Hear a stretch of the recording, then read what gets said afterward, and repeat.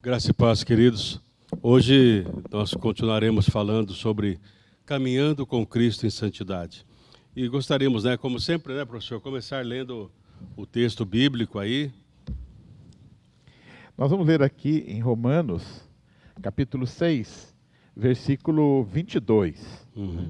Ele diz assim: Mas agora, libertados do pecado e feitos servos de Deus, tendes o vosso fruto para a santificação, e por fim, a vida eterna. E uma outra tradução aqui, nessa Bíblia, diz assim: e como desfecho, a vida eterna. Certo. Pastor, eu vejo neste versículo aqui uma síntese daquilo que eu chamaria de 3 etapas da santificação. Certo. O versículo começa assim: mas agora libertados do pecado e feitos servos de Deus. Ou seja, tem aquela santificação inicial, aquela experiência Certo. que você teve. Por exemplo, John Wesley, em 24 de maio de 1738, quando teve a experiência do coração aquecido. Então, ali já deu aquela experiência, alguém que foi no encontro com Deus, ouviu uma pregação, quer dizer, é um momento que marca. Certo. Aí, vírgula, tendes o vosso fruto para a santificação, ou seja, após esse aceitar, você começa a caminhar na santificação, que é o processo que nós estamos agora, digamos assim. E o versículo ele tem esse desfecho, e por fim, a vida eterna. Então, essa seria a terceira etapa, nós estando na glória. Sim, esse então é o processo. É um processo, exatamente. Então, começando aqui então com a santificação inicial, eu entendo assim, ela ocorre na conversão, e nessa etapa, então, ela nos perdoa os pecados passados, nos tornando livre da condenação do pecado. Então, essa primeira etapa, você está livre da condenação. Você foi justificado, alcançado pela graça, e vai começar a carreira. Então, porque ali em Romanos 5 fala nós fomos justificados. Então, quando nós temos essa experiência do novo nascimento, então há esse perdão dos pecados, há um lavar regenerador da palavra, e aí então nós vamos começar a caminhar com Cristo de uma maneira diferente do que nós andávamos antes. Outrora era uma coisa, agora no presente passa a ser uma outra maneira, porque o Senhor foi nos purificando, nos perdoando, nos lavando. Para quê? Para que a gente possa andar em santidade com Ele. Pastor, num país onde todo mundo entende um pouco de futebol, eu comparo essa carga. Vamos ver o seguinte: o time ele era dos amadores. Certo. Aí ele vai para a terceira divisão, é como se tivesse se convertido, digamos assim. Aí da terceira divisão ele vai para a segunda, vai para a primeira divisão, depois ele ganha o Campeonato Brasileiro, ele vai jogar a Libertadores, depois ele vai lá no Mundial. Sim. E, digamos, lá no Mundial ele ganhou de 2-1 a final. Quer dizer, ainda levou um gol lá na final. Então, eu acho que a santificação, para nós é assim, quer dizer, você de vez em quando vai levar um gol, ou seja, nós não vamos nesse mundo viver em impecabilidade como Jesus viveu. Mas vamos adquirir um domínio sobre o pecado. Então, lá no primeiro campeonato que você entrou, você fez um gol e levou 30 gols. Ficou em último lugar na classificação. Mas aí já no campeonato seguinte você já conseguiu empatar metade, na outra já começou. Então, eu acho assim, a santificação, você começa a fazer mais gols e levar menos. Levar gols é pecar, Certo. Então, nós podemos alcançar uma condição nessa progressão onde nós temos um domínio. Certo. Quer dizer, nós vamos ganhar o jogo, mas de vez em quando vamos levar uns gols também. Até tem assim, algumas traduções, quando a gente pega lá a primeira carta de João, que João fala assim: olha, estas coisas eu vos escrevo, algumas traduções dizem assim, a fim de que não pequeis. Uma outra tradução fala assim, para que não vivamos em pecado. Então, eu creio assim, realmente, o pecado, a força do pecado, o pecado como aquele que nos escraviza, nós podemos, através do processo da santificação, enfim, a obra da cruz, Cristo morreu, nos purificou pelo seu sangue, nos deu nova vida, enfim, Só que aí é o seguinte, professor? Alguns até colocam que o pecado seria um acidente de percurso. Então, nós não podemos viver no pecado. Por isso, lá em 1 João 1,9, fala: se confessarmos os nossos pecados, Ele é fiel e justo para nos perdoar e nos purificar. É lógico, como o senhor falou, se a gente pegar a comparação do futebol, quando um jogador ele é amador, ele tem um condicionamento físico. Talvez ele até se saia melhor do que os demais ali. Agora, quando ele vai já se profissionalizando, ele precisa realmente ter um condicionamento muito melhor do que ele estava tendo. E assim vai em todas as categorias. Eu lembro há pouco tempo, né, de um jogador, o nome dele é Ramírez, é brasileiro. Ele saiu do Brasil e foi jogar o campeonato inglês. E ele mesmo diz assim que quando ele jogou, acho que no sábado, ele disse que na segunda-feira ele estava tudo quebrado. E olha que ele era um jogador profissional dentro do contexto do Brasil.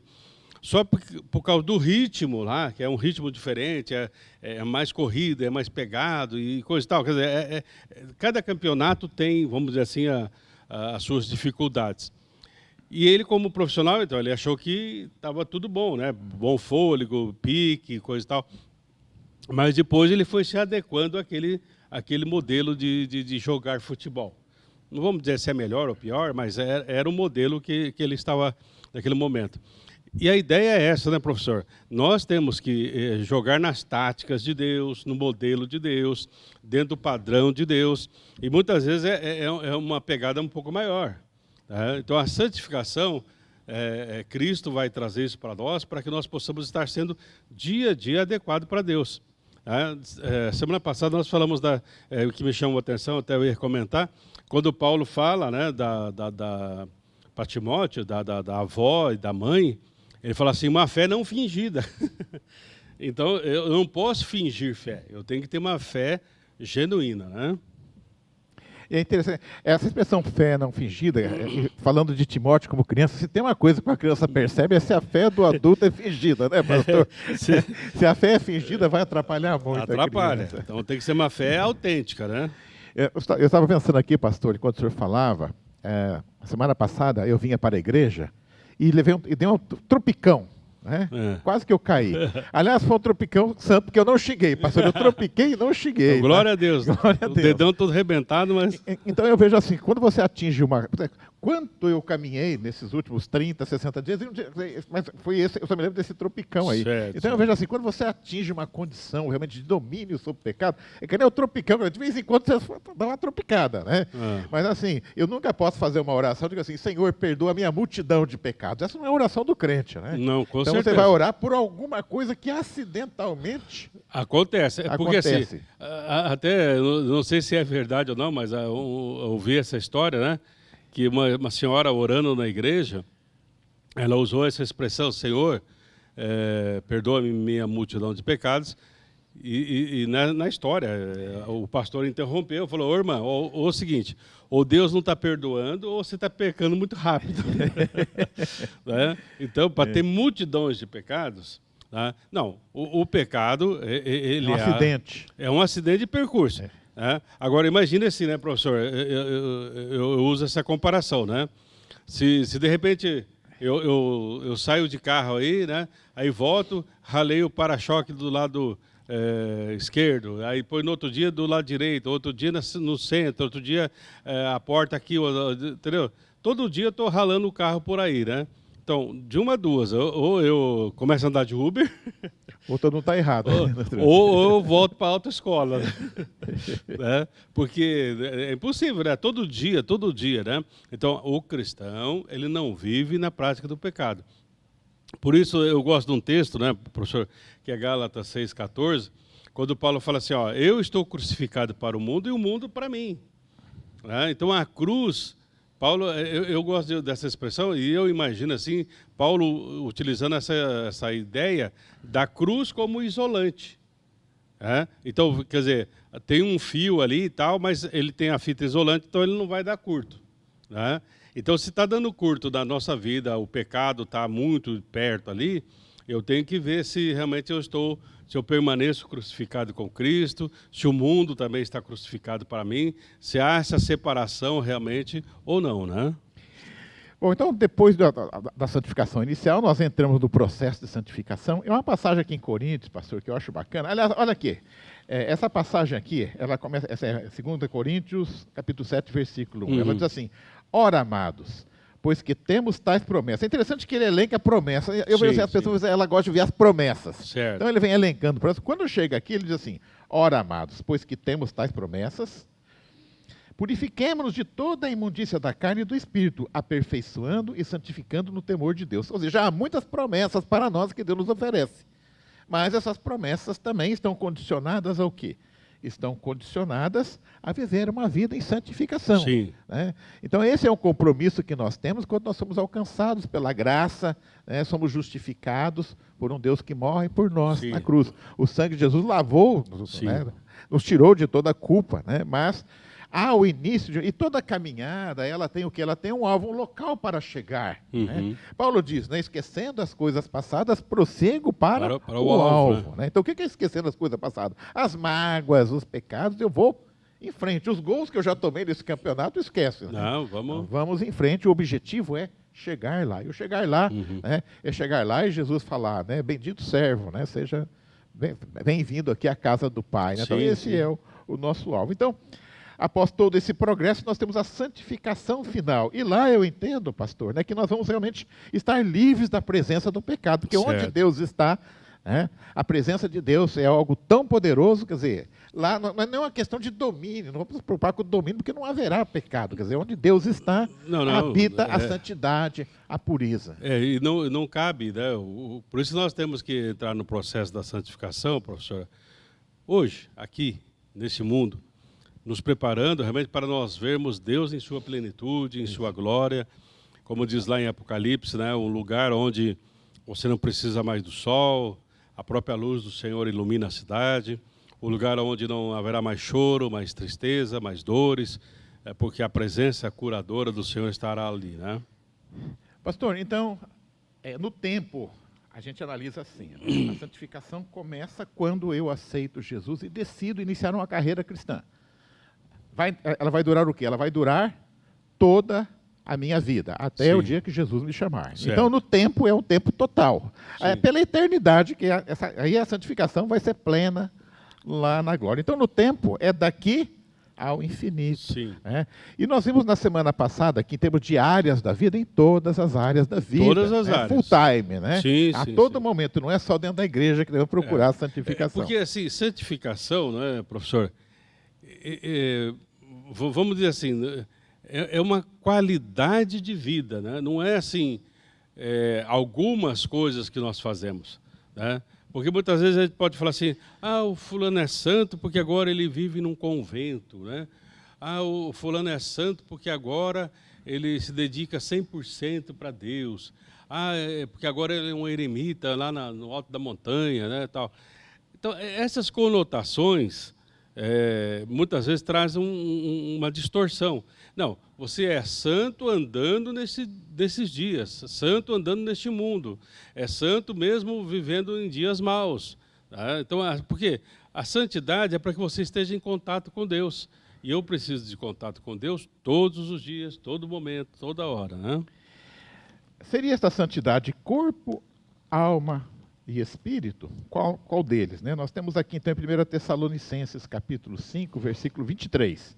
Diz assim, Paulo aos Tessalonicenses: e o mesmo Deus de paz santifique em tudo, e todos o vosso espírito e alma e corpo sejam plenamente conservados, irrepreensíveis para a vinda do nosso Senhor Jesus Cristo. Repetindo, espírito, alma e corpo. Ou seja, né, quando nós pensamos em nós mesmos agora, né, essa santificação ela é total, ela envolve o meu corpo, ela envolve a minha alma, que eu entendo aí a inteligência, a psique humana, né, e a parte espiritual. Então ela é completa. Inclusive eu não consigo imaginar, é como se fosse um banquinho com 3 pés, né, tirar um pé. Então eu não posso falar assim, não, eu vou fazer o seguinte, eu vou cuidar só do meu corpo. Você é puro na parte do corpo, né, e a psique e a alma deixa para lá. Ou então fala, não, eu vou só na parte espiritual e a parte de corpo e a alma eu vou deixar fora. Eu não consigo. A própria natureza da santificação ela tem que ser completa. Sim. Não há como. Né?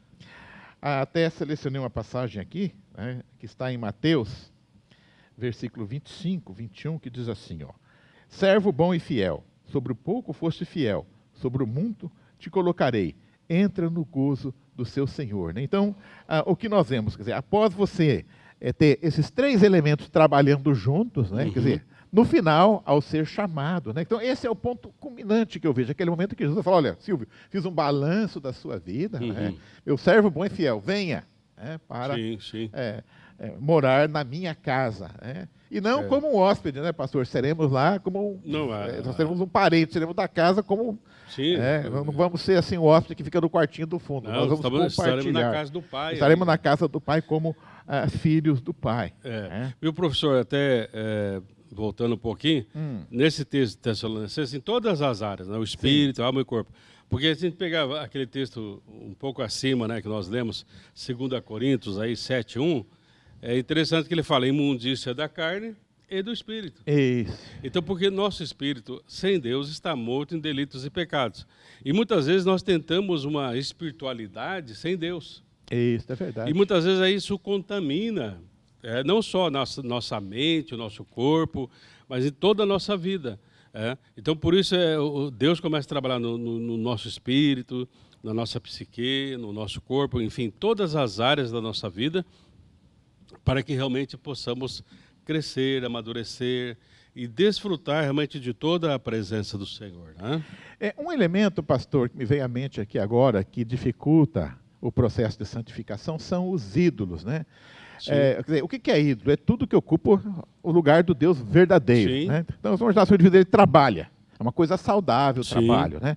Mas é um indivíduo que ele exagera no trabalho. Ele trabalha 20 horas, ele não vem mais para casa, almoça lá no trabalho, né? Final de semana ele chega em casa, se tranca no quarto, né, para continuar o trabalho. Então, quer dizer, aquilo que é algo que poderia ser saudável, acaba invadindo. Então, isso é um ídolo, né? Quer dizer, nesse caso, o trabalho é um ídolo. Por quê? Porque, embora o trabalho seja algo nobre e saudável, no caso daquele indivíduo, o trabalho está ocupando outras áreas, daquele tempo para orar, para estar com a família, para ter um momento de comunhão com Deus, ele acaba não tendo. Então, nós temos que ter esse cuidado, né? Ao nos envolvermos com o mundo, alguma área poderá nos puxar. Isso. Tanto lá em Ezequiel 14, ele fala assim, eu gosto daquela expressão, e a gente tem que se preocupar e pensar sobre isso, né?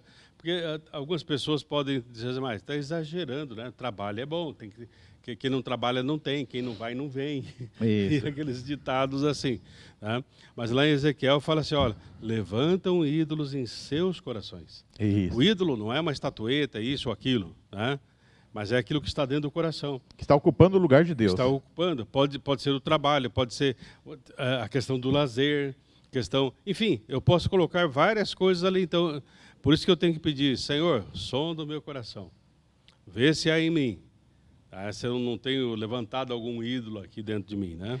Aí, pastor, já dentro dessa linha de raciocínio, eu vejo assim, o processo de santificação, ele ocupa tempo. Você vai ter que ter um tempo para orar, para meditar, para estar na igreja, para fazer boas obras, né? Se você deixar alguma área tomar conta, não vai ter tempo. E não havendo tempo, é que nem um atleta. É que você pega o atleta que vai na academia e fica só conversando. Ele não vai ganhar massa muscular. Não, a gente comentou, né, professor, aqui do futebol, né? Então, imagine assim, um jogador profissional de futebol que não vai treinar, não vai analisar as táticas, enfim, e tal. Ele aparece lá no dia do jogo. Isso. Né? Então, o que acontece muitas vezes é assim, a pessoa aparece aqui no domingo. Mas durante a semana ele não treinou. Não treinou. Ele não treinou na oração, ele não treinou na palavra, ele não treinou no processo da santificação, enfim, tal. Aí ele quer chegar no domingo já chegando, jogando e ganhando, né? Não vai, infelizmente não vai. Pastor, em relação ao corpo como um elemento da santificação importante, há uma passagem em 1 Coríntios 6,19 que é bastante conhecida. Ela diz assim, 1 Coríntios 6,19. Ou não sabeis que o vosso corpo é o templo do Espírito Santo que habita em vós, proveniente de Deus? Isso é um tremendo elogio, falar o teu corpo é o templo do Espírito Santo. Mas isso me dá uma responsabilidade muito grande, né? Quer dizer, para que o nosso corpo seja um templo do Espírito Santo, ele tem que estar santificado, senão o Espírito Santo não vai habitar nesse corpo. Então, quer dizer, sem a santificação você não se torna um templo do Espírito Santo, e não tendo esse templo, não sendo esse templo, você não vai prosperar na fé. Então, eu vejo assim, sem santificação, nós não vamos chegar a lugar nenhum. E Paulo está falando, será que você não sabe disso? né? Você está ignorando esse fato tão importante, né? Porque se você não ignorar, você tem que viver para Deus. Agora, se você está ignorando, realmente você vai utilizar seu corpo para outras coisas. Exatamente, né? Bom, e a parte do intelecto também, nós chamamos de mente. Sim. É, pastor? Há uma passagem em 1 Coríntios, capítulo 2, versículo 16, onde Paulo vai dizer assim: porque quem conheceu a mente do Senhor, para que possa instruí-lo? Mas nós temos a mente de Cristo. Ou seja, a santificação na área da psique, na área mental, é você atingir uma condição que você tenha a mente a de Cristo. mente de Cristo, né? É aquele texto que nós comentamos na aula passada ou retrasada, tende o mesmo sentimento que houve em Cristo Jesus, né? Ou seja, a mesma disposição mental, ter a mente de Cristo. Então, a santificação vai trazer para nós essa mente de Cristo. Tá? E essa mente de Cristo vai nos guiar para a verdade, para a busca de Deus, para um viver santo em todas as áreas, ao respeito às pessoas, enfim, né? a boas obras, a tudo aquilo que for necessário que Deus quiser que a gente faça, nós seremos capacitados através da mente de Cristo. Né? Pastor, essa questão da mente de Cristo, eu vejo assim, ela é muito importante. Eu já tive assim, que experiência. Você houve uma pregação, e uma pregação, assim, até que você ficou sensibilizado, assim, tal foi a qualidade, o pregador te deixou assim, mas lá fala, mas tem alguma coisa que não está batendo aqui. Alguma Sim. coisa não bateu, aí você vai em casa, depois que ou assistiu a pregação, fala, deixa eu dar uma olhadinha. Fala, pô, isso aqui, ele falou, mas ele não tá dentro da palavra. Então, Sim. quando você começa a conhecer a palavra de Deus, você começa a ter essa mente, você começa a perceber. Até algum tempo, eu vi essa figura, achei bacana. Tinha uma nota de $1 e uma nota de $1, mas era o Mickey Mouse em vez daquele, né? Sim, sim. Qual que é a verdadeira, qual que é a falsa? Você bate o olho, né? Quer dizer, e eu não estou tão falando, não tenho nota de $1 no meu bolso todos os dias, mas eu já bati, eu falei, opa, essa aqui Essa do não Mickey é Mouse, só vale só se for na Disney, essa nota valeu alguma coisa.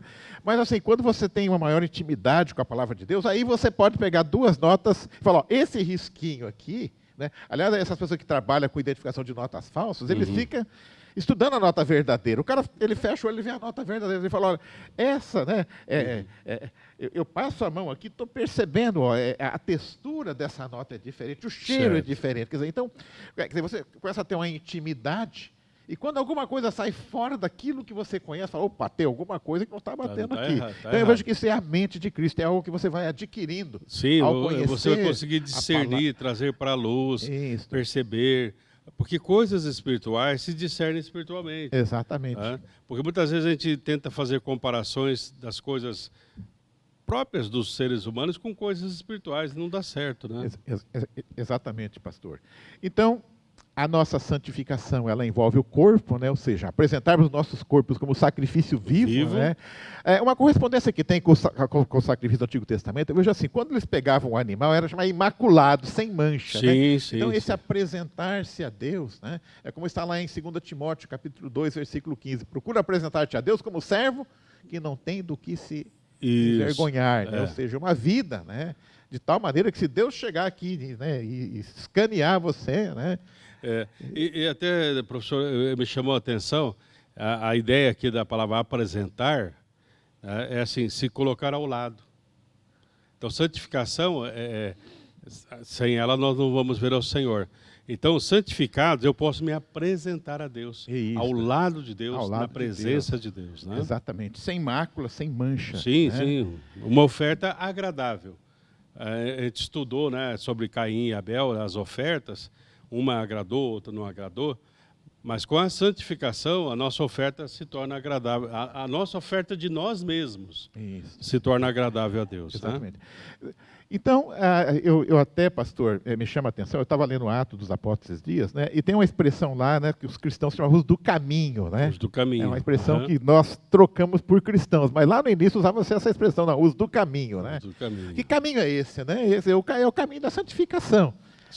Então, quer dizer, é passo a passo, né? É como está lá em Salmos 119, versículo 105. Lâmpada para os meus pés é a tua palavra e luz para o meu caminho. Ou seja, a santificação também envolve um aprendizado. Né? E não é um download, não é um download, mas é um aprendizado no dia a dia. Que leva um certo tempo. Leva né? um certo tempo. A lâmpada está nos pés, por quê? Porque você vai passo a passo para não tropicar, né? Passou de alguma pedra, você Sim. olha. Né? Eu tropiquei durante o dia, por quê? Porque eu não estava prestando atenção. Certo. Né? Cheguei na calçada, né? Tinha que erguer o pé. Então, você, com a lâmpada nos pés, você pode caminhar num local escuro e desconhecido. E você tem... Mas você, passo a passo, você vê onde está a pedra ou vê onde está o abismo. Então, é esse caminhar, né? Um caminhar que culmina, né, com aquela voz que nós deveremos ouvir: vinde a mim, servo bom e fiel, como está lá na parábola dos talentos. Né? Sim, sim, sim. Então, que usemos bem os nossos talentos, né, pastor, para que possamos chegar ao final dessa caminhada. Já que você falou tanto em futebol, né, na época dos gregos era uma coroa, né, assim, né, chamada de louros, né? Sim, sim. Então o atleta ele fazia todo aquele esforço para receber os louros. Era mais simbólico, né? Sim. E hoje a nossa recompensa neste caminhar, né, de santificação é atingir a plenitude da santificação, que é estar lá ouvindo os anjos, né? Sim, sim, lá sim. no trono, dizendo: Santo, Santo é o Senhor, o Senhor dos exércitos. Então, Deus, antes da criação do mundo, ele já tinha um plano, que fôssemos santos e irrepreensíveis. Né? E essa santidade completa e irrepreensível, ela será alcançada o dia que estivermos diante do trono com o Senhor. Então, é para este alvo que nós devemos caminhar. Sim, com certeza. Né? Pastor? Sabe, professor, eu ouvi esses dias uma história, e até me chamou muita atenção, né? É assim, de uma menina que ela estava numa excursão, e nessa excursão ela vai assim numa catedral, tá? E tem uns vitrais muito bonitos, né, naquela catedral, tudo. E tinha um vitral que representava ali os apóstolos, né? Os apóstolos. E ela ficou um tempo ali olhando, e até que aí ela, sabe, passava a luz assim, e ficou um negócio muito bonito, né? E aí então ela se encheu de coragem e perguntou para o guia da excursão: quem que são esses aqui, né? Aí então ele disse: olha, são os santos apóstolos, né? São os santos apóstolos, né? Aí passou, ela foi embora, tal. E chegando em casa à noite, né? Ela toda empolgada, né? E aí então ela falou assim para a mãe: sabe, mãe, eu sei agora quem são os santos. A mãe, né, estranhou aquela... mas aí então a mãe perguntou: mas quem que são os santos, né? E como ela tinha ficado bom tempo observando aqueles vitrais e a luz passando ali, ela disse: sabe, mãe, os santos são aqueles que permitem que a luz de Deus passe na vida deles. Bacana, Né? bacana. Então, que nós sejamos santos, né, professor? Permitindo que a luz do Senhor brilhe em nós. E essa luz que brilha em nós possa brilhar na vida de outras pessoas, levando outras pessoas também para este caminho, o caminho santo. Isso me lembra Moisés, né? Que depois do encontro com Deus, o rosto brilha. Que nós possamos... Nós não temos luz própria, mas podemos resplandecer. Deixar a luz do Senhor passar em nós. Amém, amém. Amém? Que realmente a luz do Senhor brilhe no teu coração e você trilhe o caminho da santidade. Deus abençoe.